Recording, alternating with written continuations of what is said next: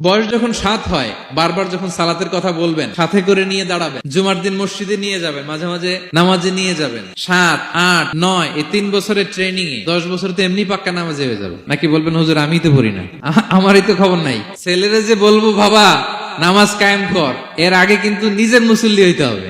নামাজের ব্যাপারে no consideration, কোনো ছাড় নাই।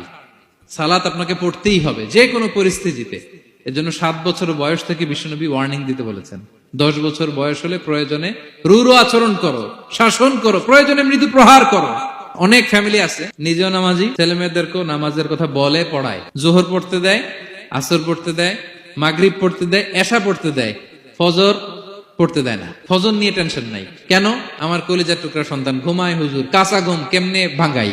যে বাবা মারা মনে করে সকালে কিভাবে ডাকি, উঠতে চায় না হুজুর, কাঁচা ঘুম কষ্ট হয়ে যায়। ফজরের সময় যদি আগুন লেগে যায় আপনার ঘরে, কি করবেন? আরেকটু ঘুমা, কাঁচা ঘুম। দুনিয়ার আগুন থেকে রক্ষা করার জন্য যেমনি ডাকেন, উঠায় নিয়ে আসেন, জাহান্নামের কঠিন আগুন থেকে বাঁচানোর জন্য ফজরের সময়ও ডাকার দরকার আছে না নাই?